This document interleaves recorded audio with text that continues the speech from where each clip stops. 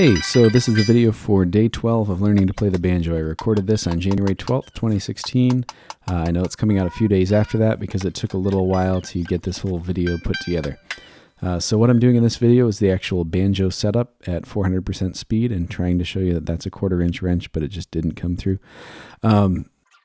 And so it's just going to be playing fast the whole time and just going to describe what's going on because I figured you probably didn't want to see me, watch 40 minutes of me messing with my banjo. So what I was doing first was just checking the strings to make sure they're in tune and get a feel for what it sounded like beforehand.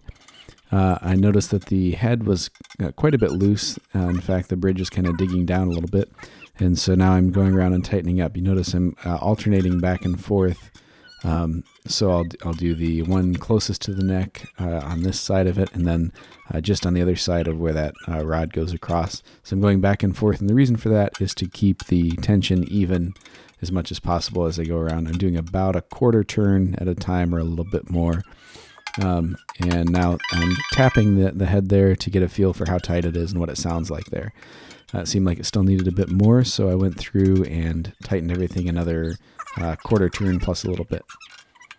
And you might notice my son down there in the corner. Oh, he just went away. So that's Caitlin came in and got Ezra, and Amelia's wandering around behind me as well. I lost count a couple times. That's why I'm counting lugs sometimes there.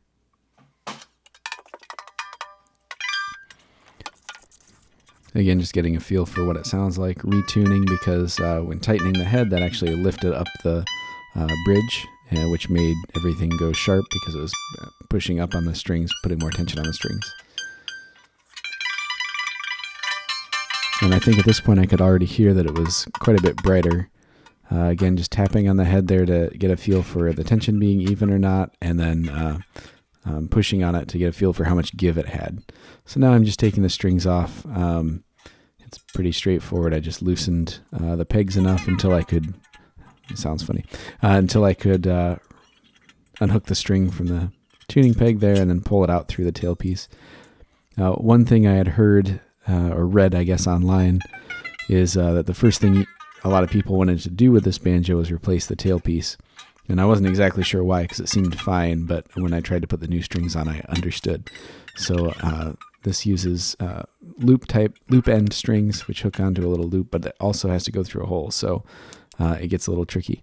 If you notice a few seconds ago, the nut, which is that white piece up at the top of the fretboard next to the head, popped out. It was originally glued in place, and that came loose and just popped out sideways because I was taking the strings off from one side to the other, so the tension wasn't even, and it kind of pushed it off to the side. Just getting the last couple of strings off here.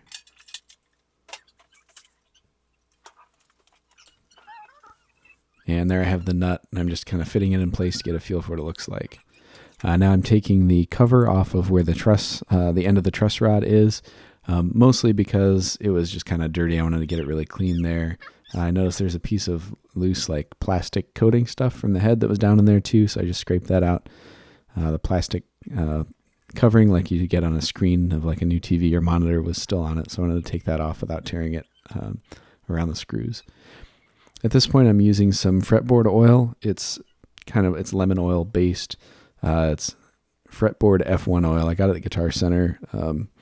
The person I talked to there said it's what their techs use to clean up fretboards, and this one definitely dried out, which contributed to the ends of the frets protruding. It's not so much that they got longer or stuck out, it's that the fretboard actually shrunk from being dry for so long.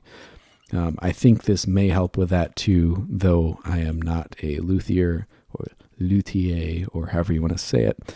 So I'm not an expert on that, but I know that it helped with another guitar that I worked on, and I thought it'd be good to clean up the fretboard and moisturize the banjo fretboard there too. I noticed when doing this part that, the last part, that the first fret was kind of popping up a little bit. So you can see there I've taken the guard off, the armrest off, and I was just checking the tension on the head again. What I'm doing at this point is I'm measuring the exact distance from the nut to the 12th fret. As I described in a previous video, the distance from the nut to the 12th fret needs to be the exact same distance from the 12th fret down to the bridge. The reason for that being that the 12th fret is where the string pitches up 1 octave, and that means that the string has to be half as long. So what I'm doing there is actually just using a pencil to mark that spot and then setting the bridge in to get a feel for where it goes. The old bridge, that is, and there I have the new bridge, you can see. I mentioned that the other day as well. The previous bridge, I think, was 5/8, and this one is a 1/2 inch.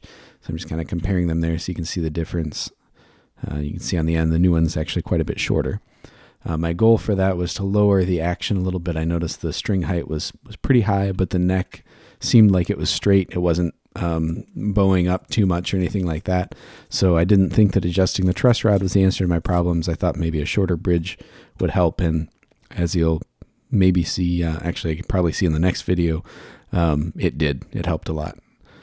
I didn't make everything perfect, but it helped. So there I'm replacing the truss rod end cover and checking the sides of the frets. The other thing that I did besides taking the armrest off between those two segments is I sort of filed or sanded down the ends of the frets a little bit. I didn't use perfect technique, but it was good enough for me on a cheap banjo and something that I'm not expecting to, sell for lots of money. So I don't care if there's a little bit of a gouge on the side of the fretboard. I just wanted the experience of trying it out. So you can see here the special trial of trying to get these strings in place.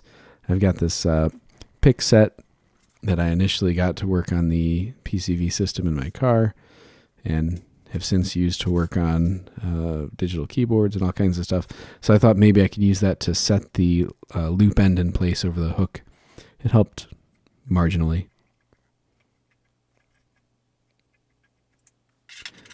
So there I'm just tightening the string down and setting the bridge in place. And I got a pair of diagonals there to trim the string.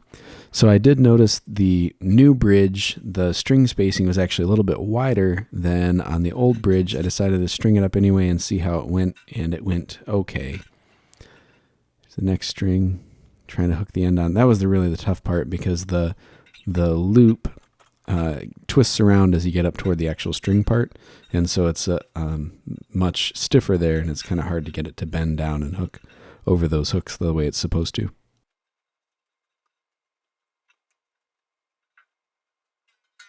Oh, I should also mention between the last segment and this one, I also glued the nut back in place. From what I read online, it was okay to use just like a dab of Elmer's white glue. So I just did a dot or two of that in that channel after I had kind of scraped out the residue, and that's held in place now, but it's not so firm that I couldn't take it out if I wanted to change the nut or change something else there. I also tried to get that first fret to hook down in place a little, or not to hook down, but to set down in place a little bit more. Not a whole lot of success. What I ended up doing is actually it popped out, and I didn't want to go get new fret wire and try to figure out that whole thing. So I just did my best to sort of clean out the slot where it had been. And again, I'm sure there are many luthiers just cringing if any of them watch this, but I sort of cleaned out the hole, and rather than rely on the barbs in the fret to hold it in place, I just sort of cleaned away the dust that was in there.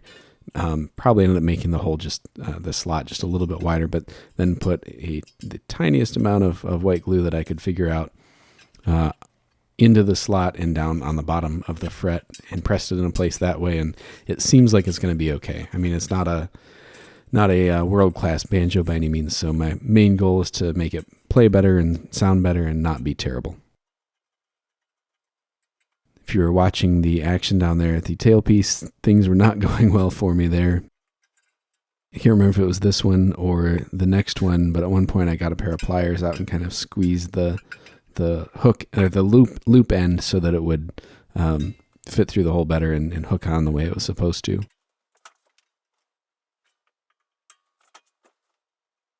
And I got to tell you, those diagonals are great. Like they're awesome for so many things. If you don't have any, go buy some. Those are a Channellock brand, but others are fine. And that's where my hard drive got full. I forgot that happened. here recording the voiceover. So basically at that point, I just finished putting the strings on and tuned it up and tried it out. And it's much, much better. I haven't had a chance to record more playing the banjo, but I'll tell you, it's completely different now compared to what it was before. So thanks for watching, and you have a good day. I hope to get another video up here soon showing you the difference. The tone is brighter, the action's lower, it's easier to play. It doesn't try to cut me up quite as much as it had. And I'll see you later.